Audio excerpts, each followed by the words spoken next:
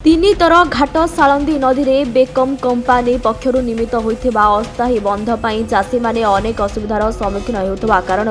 जहां नहीं चाषी मैंने विभिन्न दाबी नहीं कंपानी फाटक सम्मुखें धारणा देते प्रशासनिक अधिकारी और कंपानी कर्तृपक्ष आलोचना पर समाधान बाट बाहर धारणार ओहरी जाइछन्ति चाषी तेबे जहां नहीं आज एक सांबादिक सम्मेलन माध्यम चाषी मैंने सूचना देते तेबे जदि यथाशीघ्र प्रशासनिक अधिकारी और कंपानी कर्तृपक्ष देइथिबा प्रतिश्रुति पूरण न करती ताहले आगामी दिन में यह आंदोलन को आहरी तीव्रतर कर चाषी मैंने चेतावनी देते। यह घटना बारंबार अभियोग हेबा परे सालंदी डिविजन मुख्य जंत्री संजीव कुमार बेहेरा अधीक्षण जंत्री हितेश साहू यह ब्रिज निर्माण स्थान परिदर्शन करने सह आगामी 7 दिन भितर बंध को काटी सफा करने पूर्त विभाग को निर्देश देते। चाषी मान डिमांड तो बहुत जगह अच्छी जे जलमग्न हो रही वर्षा पानी निष्कासन हो पारना से तार किसी प्रतिकार करतु आम ये आसी देखिलु जे ब्रिज जो ऑब्स्ट्रक्शन कराई मेजर पानी एक्चुअली डिस्चार्ज हो पारनी तेणु आम निर्देश देलु से अनुसार 7 दिन भितर एमाने ताकू पूरा क्लीयर करेंगे आ पानी फ्रीली डिस्चार्ज हो। आज्ञा आज सांबादिक सम्मेलन डाकिबार कारण होची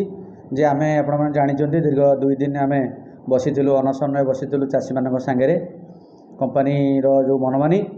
एवं लोकंकर जो क्षयक्षति होती बन्या तार दाबी नहीं कि आमे बसिथिलु 2 दिन पर जिला प्रशासन कलेक्टर सार एवं तहसीलदार सार जरिया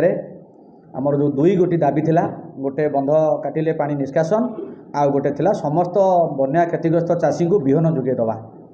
से 2टी दाबी को कलेक्टर सार आमर मानि नेले जे समस्त चाषी को बिहन 7 दिन मध्य सोसाइटी जरिया मागणार जोगे देवे एवं बंध मध्य आज आसीथिले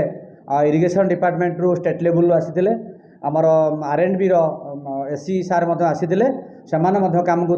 तनाघना कले कलापर से प्रतिश्रुति देले जे कंपनी कर्तृपक्ष सहित आलोचना कले 7 दिन मध्य से बंध काटिकी से पानी निष्कासन करेंगे एवं बिहन सफिसीयंट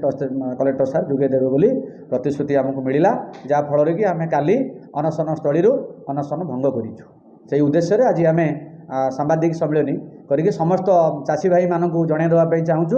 जे जो चाषी भाई मैंने सहयोग करते आम आंदोलन में से जानी रखिए और अन्य चाषी मैंने जानवा दरकार जे समस्त बिहन सरकार सोसाइटी माध्यम मागणार जोगे देवे। चांदवाली निष्कांत बेहरा रिपोर्ट निरपेक्ष।